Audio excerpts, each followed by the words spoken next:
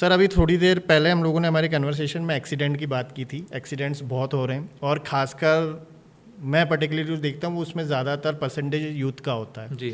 Youth, क्योंकि किसी भी फैमिली के लिए या किसी भी सोसाइटी के लिए, किसी भी सिटी के लिए, इवन नेशन के लिए एक असेट होती है, क्योंकि उसके साथ बहुत सारी चीज़ें फ्यूचरिस्टिक होती है, फ्यूचर होता है वो किसी भी चीज़ का।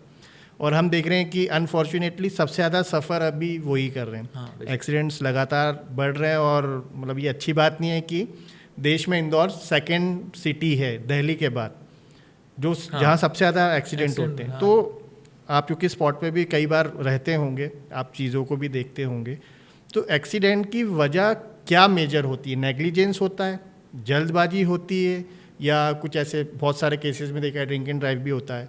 तो इंदौर में क्यों पर्टिकुलरली एक्सीडेंट इतने बढ़ रहे हैं और मेजर कॉज आपने अभी तक क्या एनालिसिस किया कि क्या होता है किसी एक एक्सीडेंट का? देखिए मैंने जो जहाँ तक अभी तक देखा है और समझा है कि हम एक तो नेग्लिजेंस जो आप बोल रहे हो ट्रैफिक रूल्स का, वो तो है ही है, और दूसरा ये है कि हम जो है वो संभाल के गाड़ी नहीं चलाते हैं।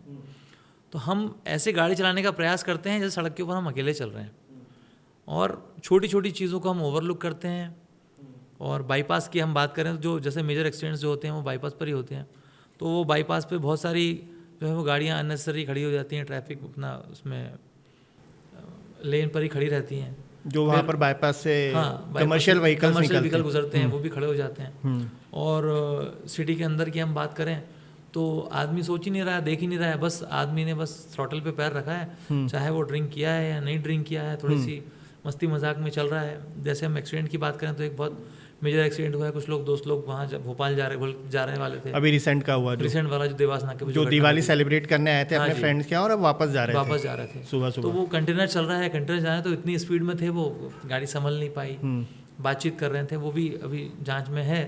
लेकिन हम सोच रहे हैं ना वो नुकसान तो हो गया। और एक लास्ट मंथ हुआ था, वो किसी का बर्थडे सेलिब्रेट करने सनराइज देखने शायद जामगेट जा रहे थे। हाँ, जामगेट जा रहे थे, तो वो गाड़ी भी खाई में गिर गई। गाड़ी खाई में गिर, तो देखिए ना, वो समझने वाली बात ये है कि भाई आप रात भर जागे, आपने ड्राइविंग को हम लोग बहुत लाइट में लेते हैं, जबकि जितने ज़्यादा जो डेथ के जो केसेस आते हैं एक्सीडेंट से आते हैं वो किसी और अन्य अपराध से नहीं आते हैं। अच्छा, और बात वही आ रही है कि जितने लोग एक्सीडेंट में मर रहे हैं पूरा एक परिवार तबाह हो जा रहा है। तो हम कितने लाख परिवार, आप किसी ऐसी फैमिली से मिले जिनका कोई यंग या कोई एक्सीडेंट में गया और आप मिले हो और उन्होंने शेयर किए हो आपके साथ थॉट्स? क्योंकि मैं जो समझता हूँ ना कि अभी तक क्या होता है, वो जो फैमिली अब सफ़र कर रही है उसकी बैक स्टोरी आज तक किसी को पता ही नहीं है कि किसी का अगर कोई गया है तो वो फैमिली अब क्या सफ़र करने वाली है। और हम लोगों का थोड़ा सा एक इंटेंशन है उस चीज़ों को आगे लाने का, क्योंकि लोग नहीं समझते कि आपके जाने के बाद आपकी फैमिली का क्या हाल होता है। तो आपको कुछ ऐसा कुछ इंसिडेंट या कुछ ऐसी फैमिली याद हो? एक बार मतलब एक फैमिली थी, यहीं पर पास में रहते हैं, उनका घर है वहाँ पर, हम लोग गए थे, हो गया 1-2 साल पहले की बात है। तो मतलब माता जी हैं और उनके पिताजी नहीं थे। अच्छा। और वो भाई साहब भी बहुत कम एज के थे, मतलब 31-32 एज के ही होंगे। और वो बाइक राइड कर रहे थे, हेलमेट नहीं लगाया हुआ था, पीछे से कोई गाड़ी ने टक्कर मारी और गिर गया, और डिवाइडर पे उनका सर आ गया। और टू व्हीलर में मैक्सिमम ये हेलमेट ना पहनने के कारण डेथ ज़्यादा हो रही है। और देखिए बहुत सारे तरीके होते हैं। मैं हमारे घर का एग्जांपल बताता हूँ। हमारे मतलब बड़े पापा के लड़के, हमारे बड़े भाई हैं, वही इवनिंग वॉक पे जाते थे, उनको शौक था कि रोज़ उन्होंने कहा कि यार मेरी हेल्थ थोड़ी सी बढ़ रही है तो मैं रोज़ इवनिंग वॉक पे जाऊँगा। तो ये इवनिंग वॉक पे जाते थे वो, और 3 दोस्त लोग जाते थे हमेशा साथ में। तो अब वो चल रहे थे, दोनों साथ में जा रहे थे, रोड पर चल रहे थे जहाँ पर पेडेस्ट्रियन नहीं था। तो हम इन जनरल हमारी प्रैक्टिस कैसी है कि हम लोग रोड पर चलना है तो हमको लेफ्ट साइड ही चलना है, ठीक है, पेडेस्ट्रियन हो या नहीं हो, जैसा भी हो, तो हम लेफ्ट साइड चलते हैं। तो ट्रैफिक लेफ्ट साइड से हम चलेंगे तो ट्रैफिक कैसे आएगा? पीछे की तरफ से हमारा ट्रैफिक, वही चीज़, मतलब उन्होंने एक छोटे से रूल को उन्होंने फॉलो नहीं कर पाया। वो चल रहे थे तीनों जने, पीछे से कोई ड्रिंक किए हुए लड़के लोग थे, वो आए और उन्होंने आगे टक्कर मारी, वो हवा में उछले थे, सर के ऊपर गिरे, और 7 दिन तक उनका इलाज चला और फिर बाद में उनकी डेथ हो गई। तो कुछ नहीं है, हंसते खेलते चलता परिवार, सब परिवार पूरा उजड़ जाता है। हम लोगों को तो समझ में नहीं आया कि अब क्या करना है। तो ये जो घटनाएं हैं एक्सीडेंट से जुड़ी हुई, हम लोग उसके बारे में विचार नहीं करते हैं, सोचते नहीं हैं, लेकिन हमको विचार करने की आवश्यकता है कि भाई मतलब गाड़ी चलाते समय हमें एक थॉट लेना चाहिए कि हम गाड़ी चलाते समय क्या, पैदल चलते समय सोचना चाहिए, सड़क पे तब भी एक थॉट रखना चाहिए, रखना चाहिए भाई, हमारा एक्स्ट्रा टेंशन रखना चाहिए, हमारा प्रेजेंस ऑफ माइंड होना चाहिए कि भाई हमारी जान की बात है, हमारी जान की बात है, हम चल रहे हैं, रोड क्रॉस कर रहे हैं, तो रोड क्रॉस करने का ठीक है आपको नियम नहीं पता है, नियम पता हो या नहीं पता व्हाटएवर, हम बात नियम की नहीं कर रहे हैं, पर हम सुरक्षित कैसे पार करेंगे। जब हमको पता है हमको रोड क्रॉस करना है तो हमको बट ऑब्वियसली राइट देखना पड़ेगा, राइट साइड से ट्रैफिक आ रहा है, फिर आगे बढ़ेंगे तो फिर हमको लेफ्ट देखना पड़ेगा क्योंकि लेफ्ट साइड ट्रैफिक आ रहा है, फिर आगे बढ़ेंगे देखेंगे राइट साइड में कोई हो सकता है रॉन्ग साइड कोई वाहन तो नहीं चला आ रहा है, फिर हम रोड क्रॉस करेंगे। तो ये बहुत छोटी छोटी बेसिक चीज़ें हैं जिसके बारे में हम डिस्कस नहीं करते, ना हम अपने घरों में डिस्कस करते हैं। मतलब हमारे घर में मैं नहीं मानता कि हमारे परिवारों में, छोटे परिवारों में जब छोटे बच्चा जब बड़ा होता है, नया नया वाहन चलाने लग जाता है, हम नहीं उसको सिखा तो देते हैं, हम उससे पूछते नहीं, उससे डिस्कस नहीं करते हैं। अब लेक ऑफ कम्युनिकेशन है हमारे पास में, लेक ऑफ कन्वर्सेशन है कि यार प्रॉपरली बच्चा, उन्होंने कहा बेटा ठीक है तुम गाड़ी चलाओगे तो कैसे चलाओगे, एक क्वेश्चनरी हमारे पास होनी चाहिए बच्चों के लिए, एक चेकलिस्ट होनी चाहिए कि जब आप व्हीकल ड्राइव कर रहे हो तो सबसे पहले भाई इग्निशन ऑन करने से पहले ही आपके पास हेलमेट लग जाना चाहिए। 4 व्हीलर ड्राइव कर रहे हो तो सीट बेल्ट चले जाना चाहिए। जैसे सिंपल सी बात, प्रैक्टिस की बात मैं करूं तो अगर आप मुझसे बोलें कि भैया आपको साइन करना है तो मैं क्या करूंगा, मैंने ये उठाया पेन अपना और ये कहाँ साइन करना है, लीजिए ये मैंने पेन लिया, ये पेन बंद किया और रख दिया। अब मैंने पेन की तरफ तो देखा नहीं, ठीक है। हमारे ड्राइविंग के प्रैक्टिस में कभी ऐसा नहीं होता कि हमने सबसे पहले हेलमेट लगाया फिर हमने इग्निशन ऑन किया, वो हमको चीज़ परेशान नहीं करती। अगर ये मैंने पेन अपने यहाँ रख दिया, अब अगर मैं पूछूंगा, आप मुझसे बोलेंगे कि भाई साहब साइन करना है, तो मैं यहीं हाथ जाएगा सीधे। नॉर्मली हमारे पास हम लोग देखते ही हैं कि यार वो देखते हैं पेन, क्योंकि हमारे पास प्रैक्टिस है, बचपन से ही हम उस पेन को यहीं रखते आ रहे हैं। अच्छा, एक पेन के साथ आपने बताया ना, तो एक पेन की एक खासियत ये भी है, पेन हमेशा ढक्कन के साथ रहता है। हाँ। तो या तो ये कह रहे हैं कि पेन आपकी बॉडी है, हाँ, और वो जो ढक्कन है वो आपका हेलमेट है, हेलमेट है, और वो कवर करके रखता है ताकि आपका कपड़ा गंदा ना हो, इंक ना लगे। आपकी सेफ्टी जो है वो आपके लिए बहुत ज़रूरी है, तो हम सेफ्टी का बिल्कुल उदाहरण सर, मतलब रियल लाइफ एग्जाम्पल्स हैं पर लोग नहीं करते हैं, लोग विचार नहीं कर रहे हैं, विचार नहीं कर रहे हैं, छोटी छोटी सोच नहीं रहे हैं। उनको लगता है कि यार ठीक है ट्रैफिक है, छोटी सी चीज़ है, क्या हुआ, उन्होंने कहा हम बैठे गाड़ी स्टार्ट किया चले। भाई ऐसा नहीं होता, समझना चाहिए, देखना चाहिए हमारी रेंज कहाँ तक है, हम कहाँ तक जाएंगे, हमारे को 4 व्हीलर ड्राइव कर रहे हो तो कहाँ चलना है, कैसे मुड़ना है, 2 व्हीलर चला रहे हैं तो हमको आगे पीछे देखना है, दोनों साइड मिरर, 2 साइड मिरर क्यों होती है, लोग साइड मिरर सबसे पहले निकालते हैं, निकाल देते हैं। तो साइड मिरर क्यों चाहिए भाई, साइड मिरर पे आप देखिए, दोनों साइड देखिए प्रॉपरली। मतलब जो भी चीज़ आपकी गाड़ी में दी जा रही है उसका कुछ स्पेसिफिक पर्पस और रीज़न है, जो शायद हम हमारी सहूलियत के हिसाब से मॉडिफाई कर देते हैं, या तो उनको हटा देते हैं या तो उनमें मॉडिफिकेशन कर देते हैं, और वैसा होना नहीं चाहिए। बिल्कुल, क्योंकि कोई भी चीज़ जब आती है, अगर वो एक मैनुअल के साथ आ रही है तो वो एक डिज़ाइन वैसे ही की गई है। हाँ बिल्कुल सही बात है। अब सर आपका एक लंबा पुलिसिंग कैरियर है ट्रैफिक में, और मुझे पता है कि आप मुंबई भी जाते हैं, काफ़ी सारे वहाँ के इवेंट्स अटेंड करते हैं जो पुलिस करते हैं। तो इंदौर को हमेशा मुंबई से कंपेयर किया जाता है, मिनी मुंबई बोला जाता है, और मैं भी जब मुंबई जाता हूँ तो मैं देखता हूँ ट्रैफिक वहाँ पर भी है, लेकिन लेन सिस्टम है। हाँ। मैंने कभी रेयर देखा होगा कोई 2 व्हीलर राइडर बिना हेलमेट के वहाँ चल रहा हो, और इवन चलता भी है तो वो अपनी उस लेन में ही चलता है, वो कभी भी अपना मेन रोड पे नहीं आता है। तो ऐसी क्या वो छोटी छोटी मुंबई से जो चीज़ें हैं, क्योंकि हम सिंगापुर और दुबई उधर की बात नहीं करते क्योंकि वहाँ तो बहुत सिस्टम्स हैं, हाँ। लेकिन अगर हम मुंबई से कुछ सीखना चाहें, या इंदौरी मोस्ट ऑफ जाते भी हैं मुंबई, तो वहाँ से अगर कुछ चीज़ें सीखें कि भाई इंदौर में ये चीज़ हम डाल सकते हैं, चाहे वो आदतों में हो, चाहे वो इंफ्रा में हो, चाहे वो एनफोर्समेंट हो, तो क्या वो कुछ ऐसी चीज़ें होंगी, क्या वो बुलेट्स होंगे? देखिए मेरे हिसाब से तो जो अपना मेट्रोपॉलिटन एरिया है वहाँ से सीखने की बात तो यही होगी, मुंबई से मेनली अपन देखते हैं। तो सबसे बड़ी बात तो यही है कि आपको ये समझना है कि भाई जब आपका नंबर आएगा तब आपको अवसर दिया जाएगा, ठीक है। और जब 1 बाय 1 स्टेप बाय स्टेप जब ट्रैफिक का जो क्लियर हो जाएगा तो आपका नंबर आ जाएगा। अगर आप अननेसेसरी जल्दी करेंगे, अननेसेसरी आप आगे जाने का प्रयास करेंगे तो पूरे सिस्टम को आप ब्रेक कर देंगे। तो सबसे पहले तो हमको ये समझना पड़ेगा कि भाई मेरी बारी आएगी और 100% आएगी और मैं निकल जाऊंगा। दूसरी चीज़ ये है कि हमको जो ट्रैफिक के सेफ्टी गियर्स हैं, अगर हम सेफ्टी की बात करें, दुर्घटनाओं में से बचने की बात है, तो वो लगाना बहुत ज़रूरी है। हाँ, वो हेलमेट्स है, राइडर दोनों भी लगाते हैं, दोनों लगाते हैं वहाँ पर। तो एक्चुअली लगाने का मतलब ये है कि एक आपके कंधे पर एक भार आ गया, एक सेंस ऑफ रिस्पॉन्सिबिलिटी आ गई कि यार देखो मैं अच्छा राइडर हूँ, मैंने सारी चीज़ों का प्रयोग किया है। दूसरी चीज़ तो ये हो गई। तीसरी ये हो गई कि हमें पता होना चाहिए कि हम कहाँ से कहाँ जा रहे हैं नॉर्मली वे में, और हमें कितना समय लगेगा। तो वो समय के हिसाब से आप अपने हिसाब से आप अपना टाइम मैनेजमेंट की जो हम बात करते हैं, टाइम मैनेजमेंट, आप ट्रैफिक भी ट्रैफिक के सेंस में भी आप लें तो ट्रैफिक के अंदर भी आप टाइम मैनेजमेंट को लेकर चलें, क्योंकि अगर आप टाइम मैनेजमेंट को लेकर नहीं चलेंगे तो फिर कहीं ना कहीं आपको बहुत ज़्यादा तेज़ गाड़ी चलानी पड़ेगी या स्लो गाड़ी चलानी पड़ेगी। दूसरा ये है कि अगर अननेसेसरी आप कहीं पर आपको निकलना है तो आप पब्लिक ट्रांसपोर्ट का प्रयोग करें, आप स्वयं के व्हीकल को ले जाने का प्रयास बिल्कुल ना करें। और अगर आपको बाई चांस ले भी जाना है तो आप कहीं ऐसी जगह पर पार्क करें जहाँ पर आप मेन रोड पर पार्किंग ना हो। और गली में भी ऐसी जगह पार्क करें, क्योंकि हमारे यहाँ पर क्या है, अल्टरनेट रूट बहुत कम है इंदौर शहर में। जैसे हम बात करें ज़्यादा दूर नहीं जाता, भोपाल और इंदौर, भाई भोपाल और इंदौर में भी ट्रैफिक लगभग मोर और लेस एक जैसा है। ट्रैफिक वॉल्यूम हमारे पास ज़्यादा है, वहाँ पर भोपाल में क्या होता है कि भोपाल में अल्टरनेट रूट बहुत सारे हैं, बोलते हैं, और सड़कें कंपैरेटिवली इंदौर से ज़्यादा चौड़ी भी हैं, थोड़ी चौड़ी सड़कें। तो वहाँ पर क्या होता है कि वहाँ आदमी ने कहा वहाँ जाना, जाम दिख रहा है, तो वो अल्टरनेट रूट लेके फिर आगे बाईपास करके पहुँच जाएगा। लेकिन हमारे पास वो ऑप्शन नहीं है भाई, हमारे पास ले देखिए एबी रोड है, MG रोड है, RNT मार्ग है, जवाहर मेजर रोड्स हमारे यही हैं, बस यही 4-5 रोड हैं, उसके अलावा और कोई रोड नहीं है हमारे पास। और अब स्कोप भी नहीं है हमारे पास एक्सपांशन का, इनको बढ़ाने का कोई स्कोप नहीं है, कुछ नहीं है। आपको पेडेस्ट्रियन को रास्ता देना ही देना है, आपको लेफ्ट टर्न देना ही देना है, आपको और जो फैसिलिटीज रहती हैं आपको डिवाइडर प्रॉपर बनाने ही पड़ेंगे।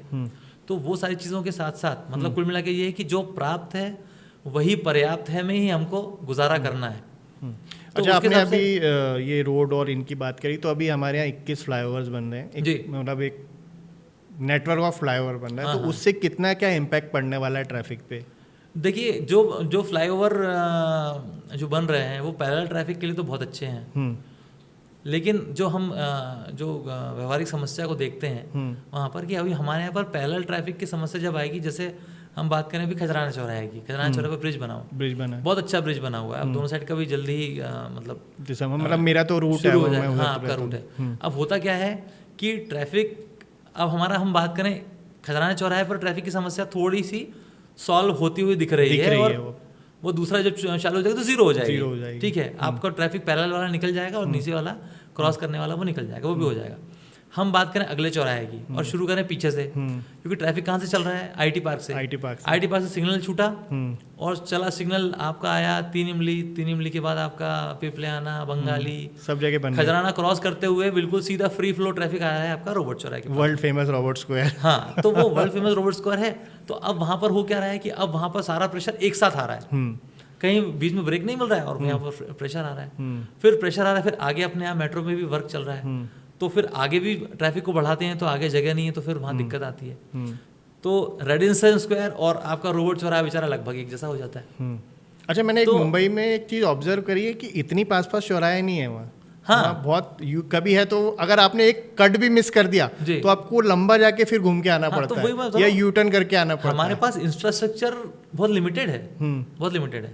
वो ओवरब्रिज फ्लाईओवर बहुत ज़रूरी है हमारे लिए। अभी जैसे रेडिसन के ऊपर भी अपने को बनाना ही पड़ेगा, रोबोट चौराहे पर भी बनेगा ही बनेगा, तो वो जगह। लेकिन हो क्या रहा है कि हम थोड़ा सा स्लो चल रहे हैं उस थोड़ा सा। मेरा ऐसा मानना है कि थोड़ा सा हमको स्पीड बढ़ानी पड़ेगी, क्योंकि जिस स्पीड से हमारे फ्लाईओवर बन रहे हैं, जैसे हमारा फ्लाईओवर बन रहा है अगर 2 साल में 3 साल में बहुत अच्छा वो हो जाएगा, लेकिन 5 साल में ट्रैफिक को आप देखिए कहाँ पहुँच रहे हैं हम। मतलब ट्रैफिक जितनी देर में फ्लाईओवर बनते उतनी देर में वो ट्रैफिक ही डबल हो जाता है। तो वो जो जिस समस्या को या जिस समय को समझ के, मेरे हिसाब से ये है कि इंदौर शहर में फ्यूचरिस्टिक इंदौर शहर में अब भी जो भी मतलब वर्क होने चाहिए, हालांकि बहुत अच्छा वर्क चल रहा है हमारे यहाँ पर और बड़े बधाई के पात्र भी हैं, क्योंकि इतना सब कुछ हम कर पा रहे हैं इंदौर शहर में, क्योंकि बहुत ज़रूरी है। हमको ये सोचना चाहिए कि 10 साल के बाद हम क्या करेंगे इंदौर शहर में, 10 साल या 15 साल के बाद कंडीशन क्या होगी, उस कंडीशन को सोचते हुए इंदौर शहर के लिए जो विकास की जो योजनाएं हैं वो और एक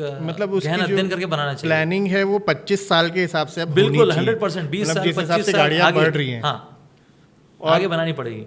और सॉल्यूशन तभी, या उस फ्लाईओवर की सार्थकता भी तभी होगी जब हम, जो आपने प्रॉब्लम बताई कि भाई इंडस्ट्री IT पार्क से जो वो चलेगा तो सीधा वो आके रोबोट पे लैंड करेगा, रोबोट पे लैंड करा, रोबोट चोक हो जाएगा, चोक हो रहा है, रोबोट हो जाए का ऑप्शन क्या, फिर उसके बाद रेडिसन, उसके बाद रेडिसन, फिर बॉम्बे पे तो थोड़ा सा स्लो हो जाता है, बॉम्बे हॉस्पिटल पे, क्योंकि फिर आगे खत्म हो रहा है, अपना बाईपास निकल जाता है अपना। अच्छा, हमारे पास में जो बाईपास की जो क्षमता है या जो हमारे रिंग रोड की क्षमता है वो भी लिमिटेड है। हमारे पास अल्टरनेट कुछ है ही नहीं, क्योंकि अगर किसी को भोपाल जाना है तो कोशिश करता है आदमी रेडिसन से आपका लेकर जाता है वहाँ से, ओके, स्टार चौराहा होते हुए, तो वहाँ पर हमेशा रश रहता ही रहता है। आपके जो भारी वाहन है, भारी वाहनों के लिए हमारा जो रोड है अभी फिर भी MR10 पर आता है, रेडिसन से राइट लेके बॉम्बे हॉस्पिटल, फिर देवास नाका होते हुए आगे जाके मूव करता है। तो थोड़ा सा उस ओर भी हमको बहुत जल्दी ही ध्यान देना पड़ेगा। अच्छा, एक चैलेंज सर मैं और देखता हूँ ट्रैफिक को लेके कि ट्रैफिक का पर्टिकुलरली कोई एक अथॉरिटी नहीं है। जैसे इंफ्रा पे काम IMC करता है, ठीक है, एनफोर्समेंट पे काम आप करते हैं। अब जो रात की चेकिंग होती है, जो ड्रिंक एंड ड्राइव चेकिंग हो रही है या जो नाके लग रहे हैं, वो काम शायद थाने की पुलिस करती है। हाँ, तो ये ट्रैफिक मतलब इतना ऐसे किसी कारण से डिवाइड किया हुआ है कि एक सिस्टम जो चला रहा है वैसे ही चल रहा है? नहीं, सिस्टम बना हुआ है ना पहले से ही, वो तो और वो सिंक डे प्रॉपर मतलब प्रॉपर आप लोग काम कर पाते हैं उस चीज़ में? हो जाती है, कई बार समस्याएं भी आती हैं, बहुत सारी चीज़ें हो जाती हैं, लेकिन फिर भी बहुत हमारे जैसे अभी काफ़ी ज़मीनी स्तर के ऊपर जो वरिष्ठ अधिकारी हैं और बहुत पॉजिटिवली और बहुत अच्छे तरीके से वर्क कर रहे हैं। हम लोग तो फील्ड में देखते हैं कि बार बार सर्वे करना, बार बार चौराहे पर आकर देखना और जल्दी से जल्दी जो समस्या है, समस्या के निराकरण के लिए प्रयास करना, वो एक अपने आप में एक उपलब्धि है, बहुत बड़ी उपलब्धि है। और इंदौर को इतना ज़्यादा हम आगे ले जा चुके हैं, मतलब इंदौर अभी इतना ज़्यादा आगे है कि बहुत ज़्यादा आवश्यकता है इस ग्रास रूट लेवल पे जो काम चल रहा है इसको भी और आगे बढ़ाया जाए। तो मेरे हिसाब से तो बहुत अच्छा काम चल रहा है। थोड़ा सा कभी बार होता है, मिसकम्युनिकेशन हो जाता है, लेकिन ठीक है, बहुत सारी चीज़ें रहती हैं, 4-5 संस्थाएं एक साथ अलग अलग काम करती हैं। आप सब कोई बात है, यूनिवर्सल कोई हो नहीं सकता, सबके पर्टिकुलर टास्क हैं और वो टास्क प्रॉपरली परफॉर्म करें तो बहुत अच्छे तरीके से और मैनेज हो सकता है। ये तो आपने बताया कि सारी चीज़ें अच्छी हैं, लेकिन शायद मुझे एक कंसर्न लगता है जो मैं देखता हूँ, क्योंकि मैं स्टेशन पुलिस स्टेशन जाना आना होता रहता है, तो अब वो जो वहाँ गाड़ियाँ जब्त होके रख दी जाती हैं जी, तो एक तो थाने की इतनी एकोमोडेशन कैपेसिटी होती नहीं, उसके बाद इतनी स्पेस नहीं है। अभी तो जैसे विजयनगर में मैं पर्टिकुलरली ऑब्जर्व कर रहा हूँ, जब्त की गाड़ियाँ अब चौराहे पे ही खड़ी हैं और वो चौराहा कहीं ना कहीं छोटा होता जा रहा है। तो इस केस को फिर इस इशू को कैसे सॉल्व किया जा सकता है? क्योंकि क्या हो गया कि वो जो रिसोर्स जब्त की हमने वो एक वर्किंग कंडीशन में जब्त की, लेकिन जब हम उसको बेचने जाते हैं वो अटाला हो जाता है, वो मतलब स्क्रैप हो जाता है। तो इसके बीच का कुछ रास्ता निकल सकता है कि वो जो चीज़ है, वो जो रिसोर्स है, वो फर्दर जल्दी प्रोसेस, जिसे नीलामियाँ होती है अभी हम देख रहे हैं बहुत फ्रीक्वेंटली हो रही है, पलासिया में भी अभी 28 गाड़ियाँ कुछ नीलाम, तो इसको कैसे स्पीड अप किया जाए या वापस जिनसे जब्त की है ये क्या वो, अच्छा एक क्वेश्चन ये भी, वो क्या वापस लेने ही नहीं आते गाड़ियाँ? मतलब मैंने अच्छी गाड़ियाँ देखी थाने में जो सड़ गई हैं, स्क्रैप हो गई, तो गाड़ी ऑनर के आते ही नहीं है क्या लेने? ऐसी क्या वो चीज़ है जो उसको रोकती है आने में? अब देखिए, फाइन इतना ज़्यादा है कि वो गाड़ी की वैल्यू से ज़्यादा है? नहीं, एक्चुअली फाइन वाला मैटर नहीं रहता है, जो ट्रैफिक के पॉइंट ऑफ व्यू से भी नहीं रहती हैं कुछ गाड़ियाँ। विभिन्न अपराधों में विभिन्न प्रकार से गाड़ियों की जब्ती की जाती है। जैसे अगर कोई NDPS एक्ट है, कोई ड्रग्स वगैरह है या गांजा वगैरह सप्लाई हो रहा है या शराब गई है, तो वो उसकी एक अलग कार्रवाई होती है और अपनी ट्रैफिक वाली कार्रवाई बहुत अलग होती है। अच्छा। तो सब पर्टिकुलर अलग अलग केसेस होते हैं और केसेस की एक ड्यूरेशन होती है, जो प्रॉपर ड्यूरेशन के बाद ही उनको राइट ऑफ करना पड़ता है, किया जा सकता है। मतलब अपने को अधिकार नहीं है कि उन्होंने गाड़ी जब्त की और 15 दिन के अंदर आपने बोला गाड़ी बेच दी, ऐसा नहीं है, ऐसा नहीं, पॉसिबल नहीं हो पाएगा। तो जो पॉलिसी है वो पॉलिसी के अकॉर्डिंगली चलते हैं। जब राइट ऑफ की कंडीशन आती है और एक ऐसा बल्क इकट्ठा हो जाता है, तो इकट्ठे होने के बाद में फिर वो संबंधित SDM साहब से, ADM साहब से संपर्क किया जाता है कि सर हमारे पास ऐसी गाड़ियाँ हैं और इसका डिस्पोजल किया जाना है, तो माननीय न्यायालय की अनुमति लेने के बाद ही उसका डिस्पोजल किया जाता है और उसको राइट ऑफ करते हैं, जो नीलामी वगैरह की प्रक्रिया में होता है। अच्छा। उसमें थोड़ा लंबा समय लग जाता है क्योंकि सारे केसेस तो ऐसे होते नहीं है कि उन्होंने कहा कि आप एक पर्टिकुलर टाइमिंग में वो रिजॉल्व हो जाएं या सॉर्ट आउट हो जाएं, तो अलग अलग प्रकार के रहते हैं। जैसे अभी हमारे ट्रैफिक थाने की बात करते हैं, अपन ट्रैफिक में मेनली बात करें तो ड्रंक एंड ड्राइव के बहुत सारे केसेस हमारे पास हैं अभी, तो केस बहुत सारे पेंडिंग पड़े हुए हैं। अब गाड़ी लेने नहीं आते हैं। अब वो क्या रीज़न है, क्या नहीं रीज़न है, वो तो अब वही बता पाएंगे, लेकिन कायदे से तो जब ड्रंक एंड ड्राइव का केस बना हुआ है तो वो आपका RC कार्ड और डॉक्यूमेंट्स लेकर आपको माननीय न्यायालय में प्रस्तुत होना पड़ता है, वहाँ जुर्माना करके आप गाड़ी छुड़वा सकते हैं। कितने का जुर्माना रहता है वो? पहले जुर्माना 2000 रुपये का होता था, लेकिन अब जो नए संशोधन नियम हो गए उसके हिसाब से 10,000 रुपये का जुर्माना होता है। टू व्हीलर, टू व्हीलर हो चाहे 4 व्हीलर हो, शराब पी के वाहन चलाने का जुर्माना 10,000 रुपये का। ओके, हाँ।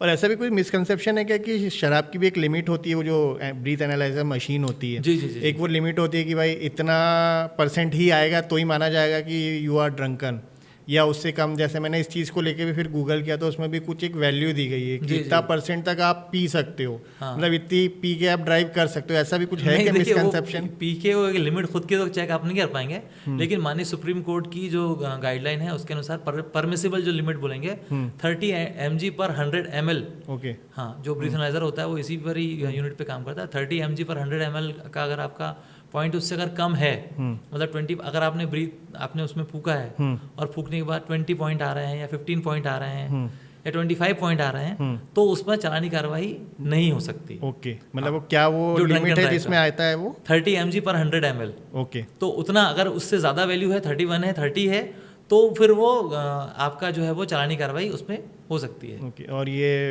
मेजर कर पाना बड़ा मुश्किल हो जाता है। ये आप कैसे मेजर कर पाएंगे उसको? क्योंकि कोई क्वेरी आई थी जब हम ये रिसर्च कर रहे थे इस पॉडकास्ट के लिए, तो किसी के क्वेश्चंस आए थे हमारे पास कि ऐसा होता है क्या? आप उसमें ये कर सकते हैं, ब्रीथ एनालाइजर लेके आप बैठिए, उन्होंने कहा भाई मैंने इतना ड्रिंक किया है, एक बार फूक के देखो ये लिमिट तो नहीं आ रही है। वो मजाक वाली बात है, लेकिन वो जो एक्चुअली वो जो मशीन हम यूज़ करते हैं, एल्कोमीटर यूज़ करते हैं, बहुत सेंसिटिव होता है। अगर थोड़ा सा भी आप ड्रिंक करते हैं, थोड़ी देर पहले आपने ड्रिंक किया हुआ है, एक्चुअली आपने रिसेंट ड्रिंक किया हुआ है, कितना भी ड्रिंक किया हुआ, तो वो तो लिमिट में ज़्यादा कर देगा। हाँ, ये कि अगर गैप हो गया 6 घंटे पहले किया और फिर ड्राइव कर, कोई अगर ये बोले कि भाई उसका ब्रीथ एनालाइजर में हम 2 तरीके से टेस्ट करते हैं, एक पैसिव टेस्ट होता है और एक एक्टिव टेस्ट होता है। पैसिव टेस्ट क्या होता है? दूर से मशीन में फूक लगाना, तो उसके अंदर वो अल्कोहल डिटेक्ट करता है आपकी सांस में। फूका आपने तो आया पैसिव टेस्ट में, उन्होंने कहा अल्कोहल डिटेक्टेड। फर्दर फिर एक्टिव टेस्ट करेंगे कि आपने अल्कोहल लिया है तो कितना लिया है, डिवाइस कितना बता रही है, और वो कितना एक्टिव अभी आपकी बॉडी में है। हाँ, कितना है आपको उसका जो है, जैसे अगर किसी ने रात को ड्रिंक किया है तो सुबह भी हल्की सी स्मेल तो आती है, अल्कोहल डिटेक्टर दिखा दिया उन्होंने, और अगर हमने चेक किया फिर वो % कम होगा जो शायद गूगल पे बताया जा रहा है, 15 पे आ गया, उन्होंने कहा सामने तो रात को भी थी। हाँ, वो फिर टाइम का वेरी कर रहा है। हाँ, तो टाइम से कैलकुलेशन। कहने का मतलब ये है कि अब ये गाड़ी को चलाने की कंडीशन में व्यक्ति आ गया है। अल्टीमेटली जो ट्रैफिक सेंस के लिए जो भी लॉ बने गए हैं, जो भी बनाए गए हैं, वो इसलिए बनाए गए हैं कि आप कितना ड्राइविंग पर ध्यान दे पाते हैं। Okay, concentration. जैसे हमारे यहाँ पर बहुत सारे जो लोग हैं वो स्मोक करते हुए ड्राइव करते हैं, तो फोन को, मैंने कहा साहब मैं फोन पे बात नहीं कर रहा था, फोन देख रहा था। भाई अल्टीमेटली बात यह है, पनिशेबल ऑफेंस कहाँ पर हो रहा है कि जब आपका डिस्ट्रक्शन हो रहा है ड्राइविंग से, आप फोन देख रहे हैं, कोई बच्चा लेफ्ट साइड में अगर आपकी गाड़ी चला रहा है, उसको ओवरटेक कर रहे हैं, आपने प्रॉपर स्पेस नहीं लिया, ओवरटेक किया और ठोक दिया उसको, तो फिर तो वो चीज़ है। तो डिस्ट्रक्शन, स्मोक करके गाड़ी चलाना ये भी डिस्ट्रक्शन है, आप नहीं कर सकते, पनिशेबल ऑफेंस है। ओके, अच्छा, स्मोक करके भी ड्राइव नहीं कर सकते हैं। ओके, हमारे यहाँ पर बहुत सारे लोग बोलते हैं मैं स्मोक तो कर रहा हूँ, तो मेरी मर्जी है, मैं स्मोक करूंगा, कोई पब्लिक प्लेस थोड़ा ना, प्राइवेट प्लेस है। मतलब ये पता नहीं था कि लोग अगर अपनी कार के अंदर स्मोक कर रहे हैं तो मेरी कार के अंदर कर रहा हूँ, स्मोक करते हुए अगर वो ड्राइव कर रहे हैं तो उस पर भी चालानी कार्रवाई होती है, चालान हो सकता है जी 100%। ओके।